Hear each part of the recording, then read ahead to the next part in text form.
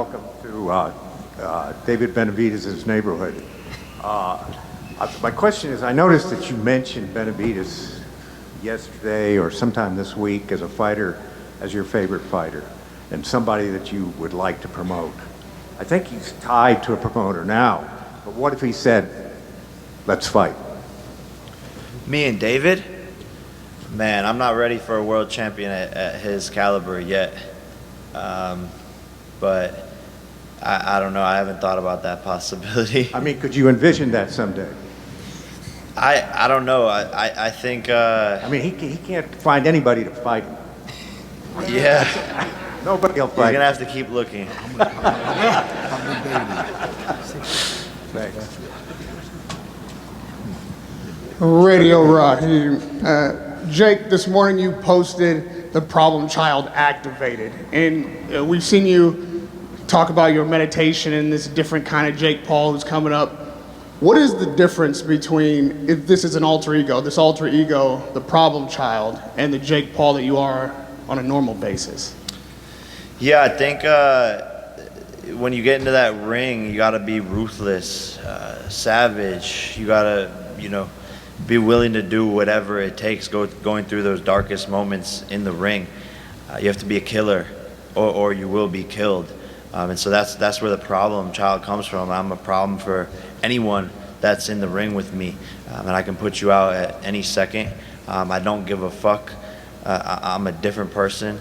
I don't care about consequences when I'm in that alter ego, and I come alive.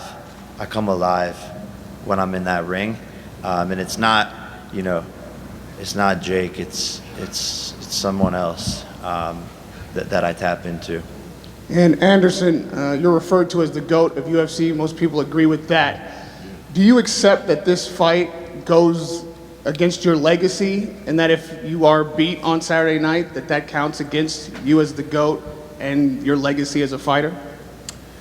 Well, I don't believe that affect nothing in my legacy, in my journey in this combat sport. I believe in, I try to do my best to give something for the new generation, and Jake and I put on two big generations together, and people think, oh, this affect my legacy or affect the Jake legacy, but I don't believe that, because it's about passion, it's about love, Hi, Penny Buffington from MMA Fight Coverage. Anderson, I wanted to ask you if the payout for this is comparable to what you were making in the UFC, or is it much higher? And assuming that it is much higher, would you have taken this fight if it wasn't the payout amount? Would you have taken the fight just because you're fighting Jake Paul, or are you fighting for the money? Wow, I don't. So Damn. Let me tell you something. Everybody asks me about that situation, but I don't have problem to talking about that. And when I start fighting UFC, I make good contract. In every single fight, every single moment, I change my contract. I change everything. And I make good money. I don't have crazy life, and that's I save my money, and I make a lot of money in UFC. Of course, I can't say that my last fight in Mexico, I make more money than my two last fight in UFC. I think you spent all your money on your toys. Saw that on it's a lot of toys, Anderson. Yeah, I buy toys. It's a lot of toys. Yeah, a lot of toys. This is the Schmo with the Schmo Zone. Question for the problem child, Jake Paul. You said there's people within your team that advised you against taking this fight. So at what point during training camp do you feel like you won those naysayers over? I would say within like 2 weeks. I don't know. Is Logan here? What?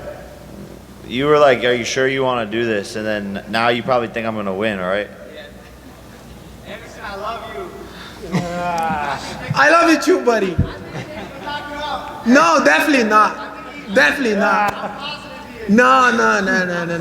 You see the movie Hockey and Apollo? You see that when the guy's training and the last scene in the movie, they both give the punch, but you never know who's the win.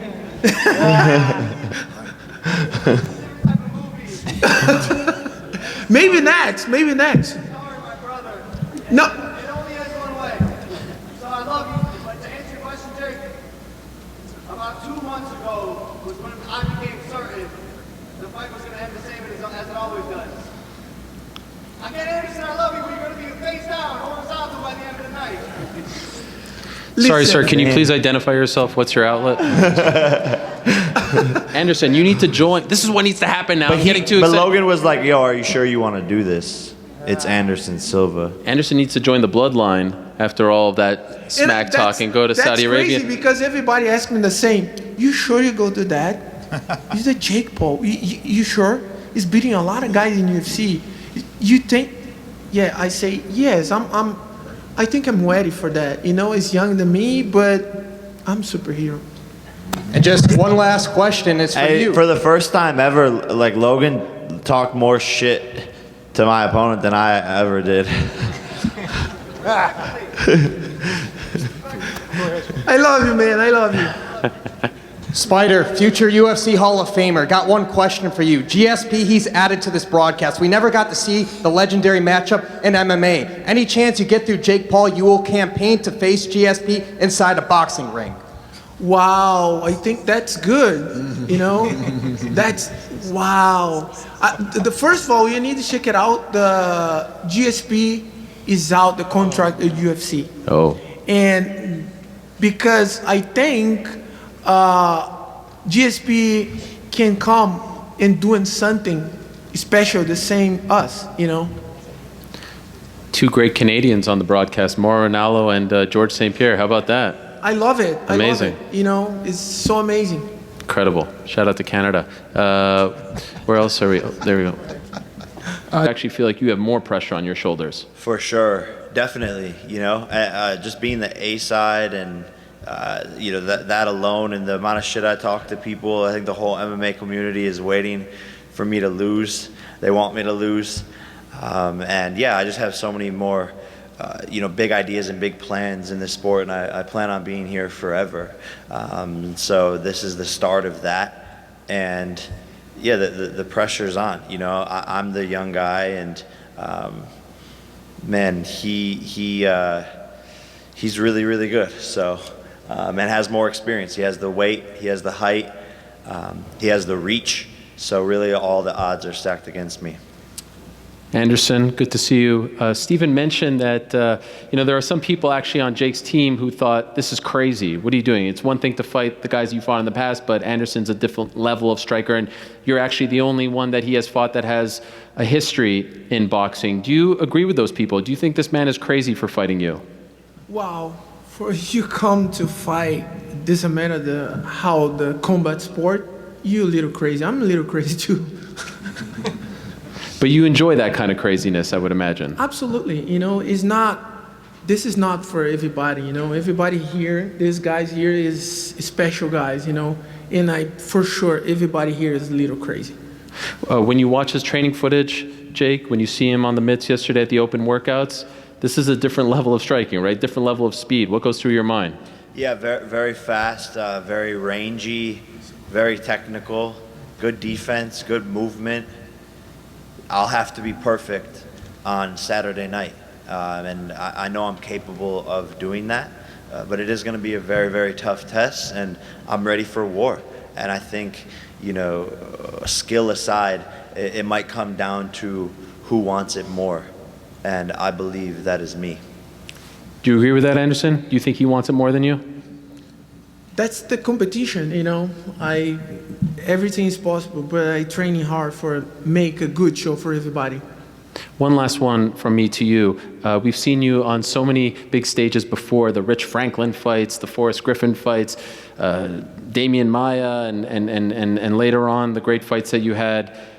I'm wondering, a win over Jake Paul, considering where you're at in your life, in your career, in this new sport, newish sport now for you, where would you rank this accomplishment? If you win on Saturday, where would you put that amidst all the great things that you've accomplished in your fighting career? Well, I think is a very special for me. But I believe in after that I go to Dubai to fight Jiu-Jitsu, and I think is a challenge come to everybody here, and come the new challenge for Jake too. And I'm feel this come very special for everybody here, you know. This guy's not slowing down. He's already got his next fight booked. He's going to Dubai. I mean, geez, Louise, 47? Look like 27, Anderson. You look fantastic. I mean, You've been working with Dr. Mike over there for some of that. I try to do my best, you know, because I love fighting. I love my job. And now I'm free to do everything I like to do, you know. And I talk to my jiu-jitsu coach in Dubai, Ramon Lemos, in Abu Dhabi, and I go to the tournament, jiu-jitsu tournament with the gi. C-level Kane, motivated BJ, free Anderson, a very dangerous fighter. I think we're starting to learn that. All right, let's go to the media for some questions here. Got a microphone right over there. If you don't mind, I've always wanted to say this. If you don't mind, you know, saying where you're from, your outlet, I think that's very official. Yep. Andreas Hale with the Sporting News. Jake, this question is for you because you're not just a fighter, you're also a promoter. We've seen a fourth quarter that didn't get Anthony Joshua and Tyson Fury. We're not getting Ryan Garcia versus Tank Davis, but we are getting Jake Paul versus Anderson Silva. What is your message out there to the boxing world for the fans that want to see the biggest fights being made, and it seems like you're continuing to make them? Yeah, get these fights done. Stop shooting yourself in the foot. Stop being greedy. Give people what they want.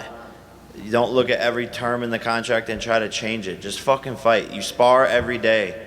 Why not get paid fucking tens of millions of dollars to do it in front of people? They're very scared to risk their undefeated records, but boxing needs these big fights.